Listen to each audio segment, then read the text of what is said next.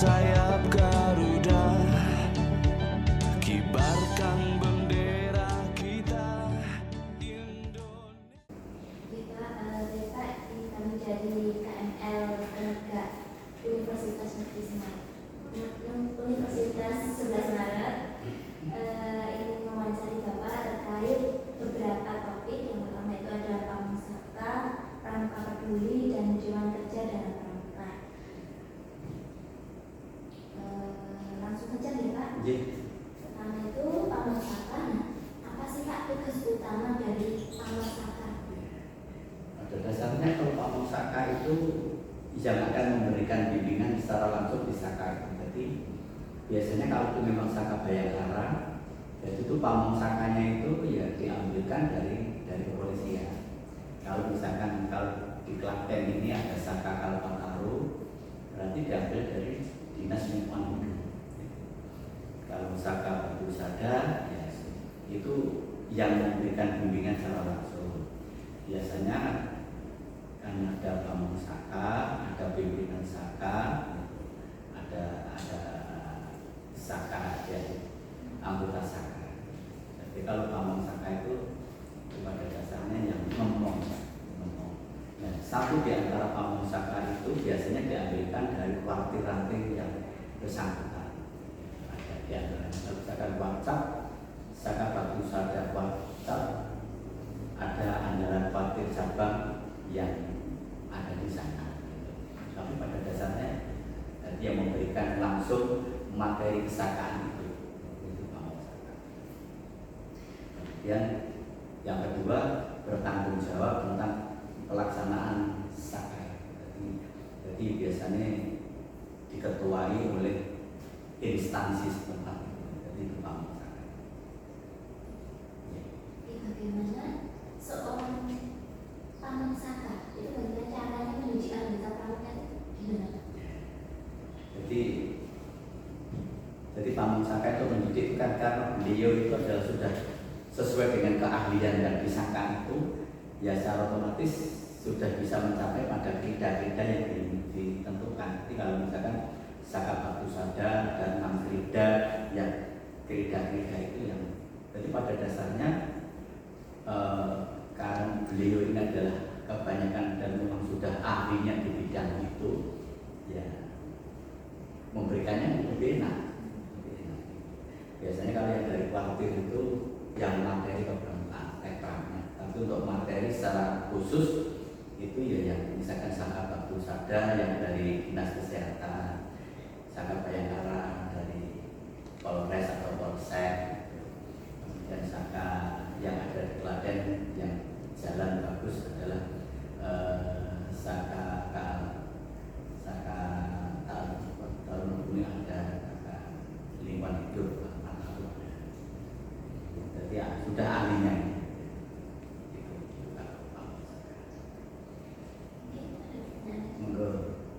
itu biasanya kan itu tahunnya dari ya Pak.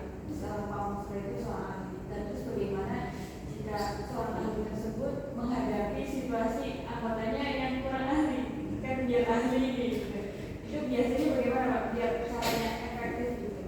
Ya, karena itu biasanya ada ahlinya, ya ahlinya kan kalau dianya kan sudah jadi pada sudah dibagi dalam krida-krida itu, berarti sudah insya Allah sudah bisa.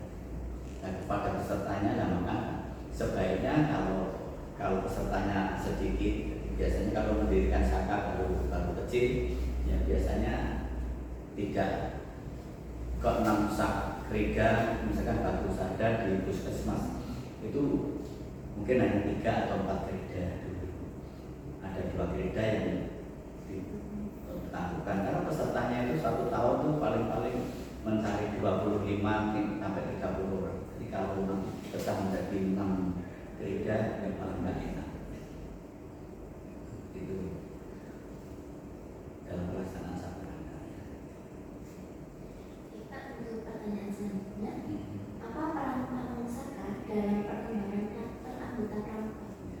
Karena pada prinsipnya itu adalah peserta satuan karya itu adalah sudah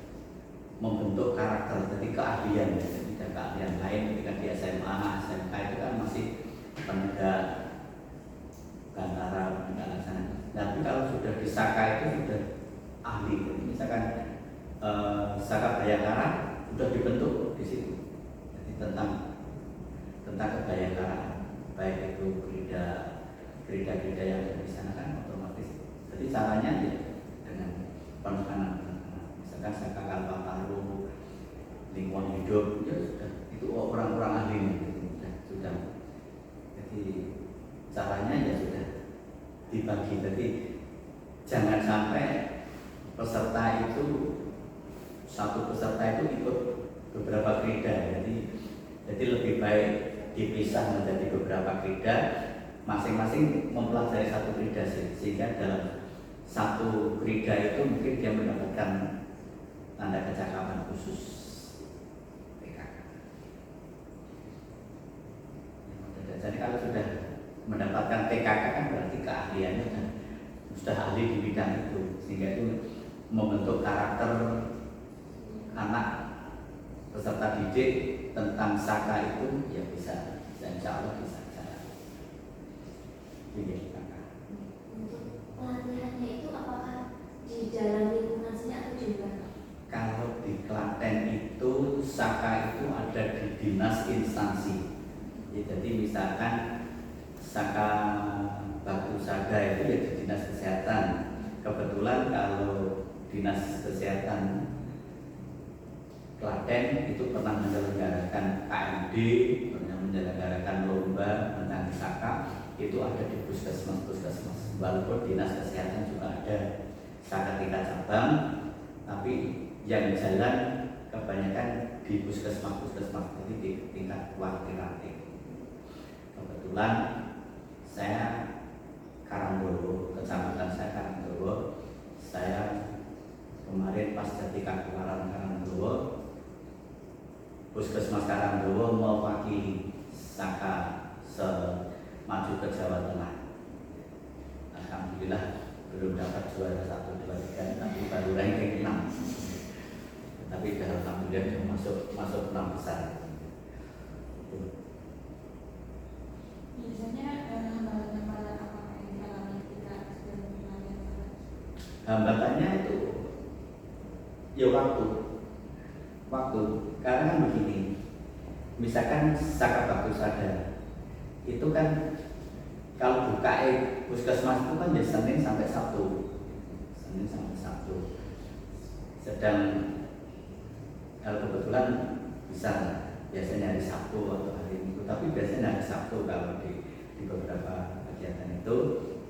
Hambatannya itu mencari waktu yang tepat antara peserta itu bisa, kemudian pamong Saka, kemudian instruktur Saka itu bisanya itu hari apa ketika gimana ya, jadi ngepas ke ini yang sehingga pamong Saka, instruktur bisa, tapi ternyata peserta kalau jam itu nggak bisa. Kedua kalinya ya Saka itu kan memang sudah mengkhususkan, jadi ya memang masih kalau di WhatsApp Klaten memang masih berat, jadi artinya ya berjalan tapi tidak semaksimal.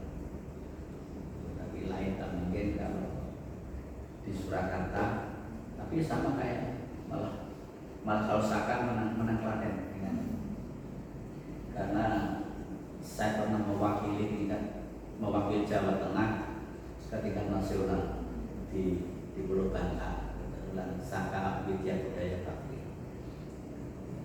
Bagaimana Pak itu Saka Widya Bakti itu? Saka Widya Budaya Bakti itu terdiri dari 2, Widya dan Budaya. Widya itu tentang pendidikan anak dan Widya itu anak. Jadi itu adalah Saka tentang anak-anak PAUD TK, jadi maksimal TK. Jadi itu. Tapi saya yang budaya. Saya budaya, kebetulan Klaten itu kan punya Prambanan. Ya. Di sana ada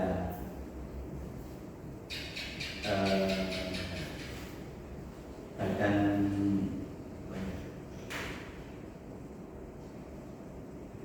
tentang candi-candi itu, jadi kebanyakan itu.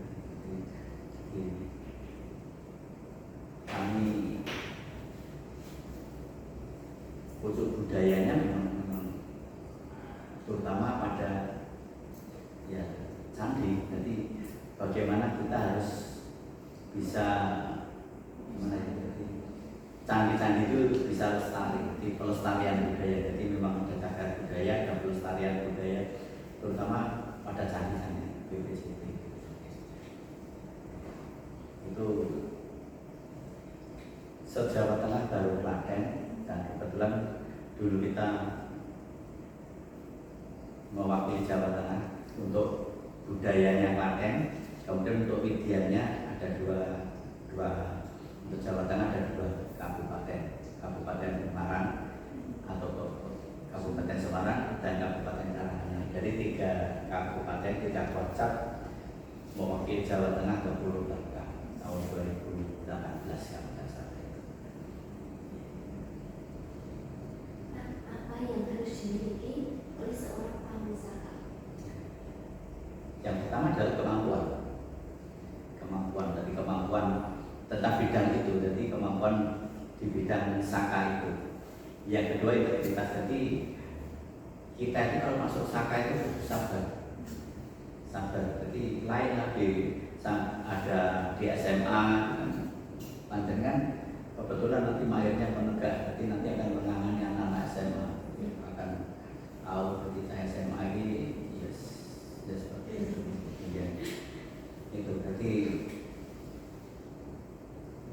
yang dipenging itu malah dilompati, tapi kalau disuruh malah tidak.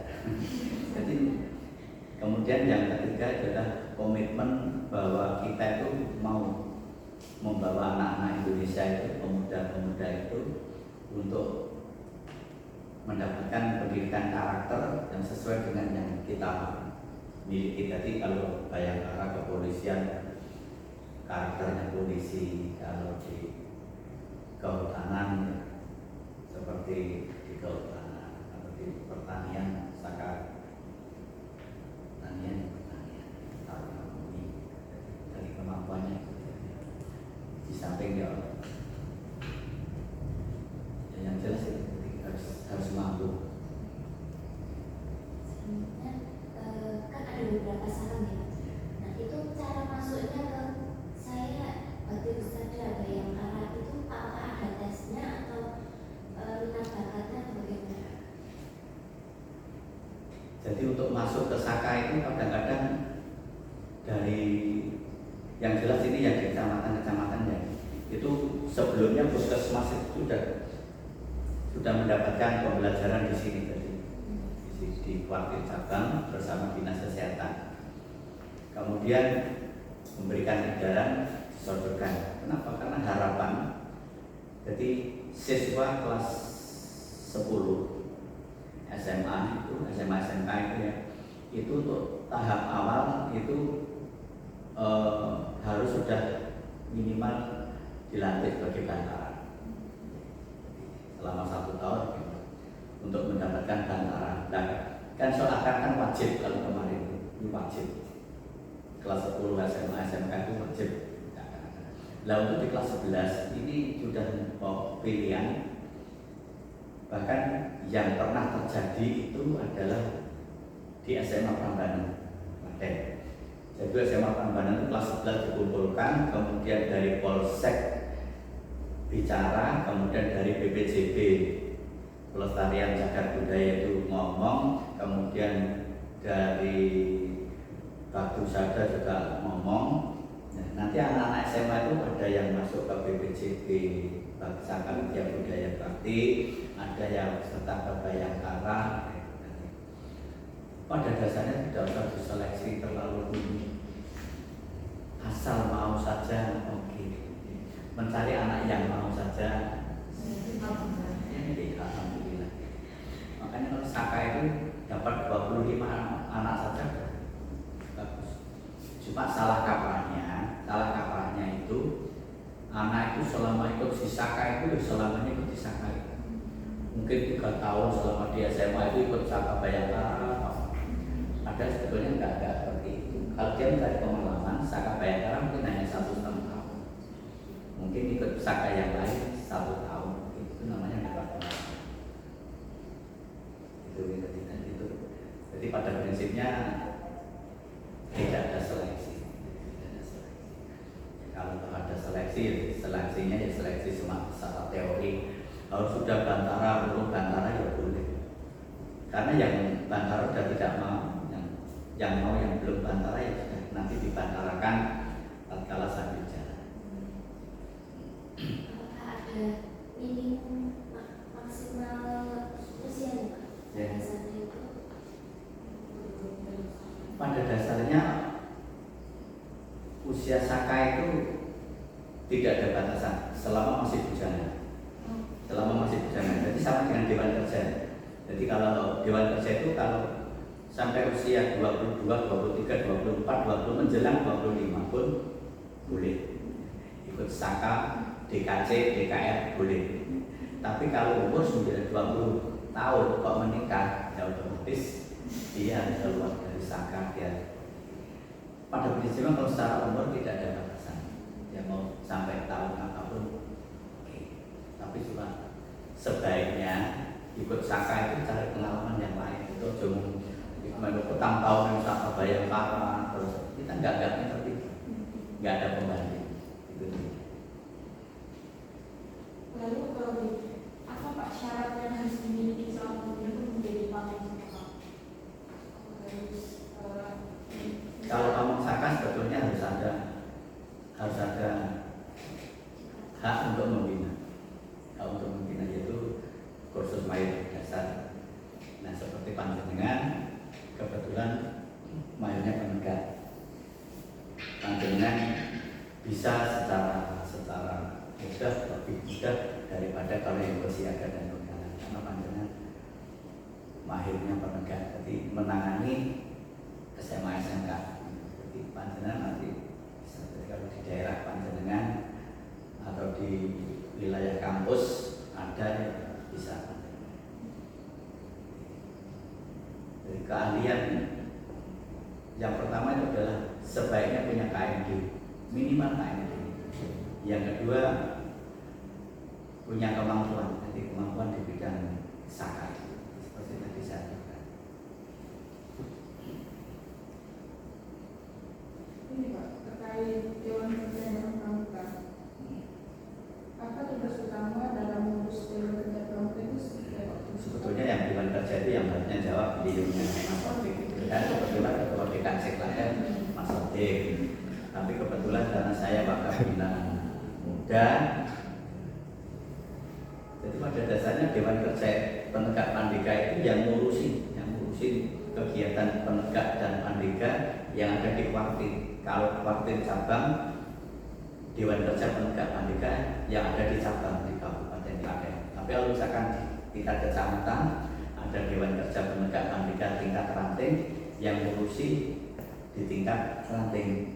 Cuman kalau di tingkat ranting itu biasanya paling cuma hanya ada 1-2 SMA saja, sehingga ya manut di KR itu ya manut sama Dewan Ambanan gitu.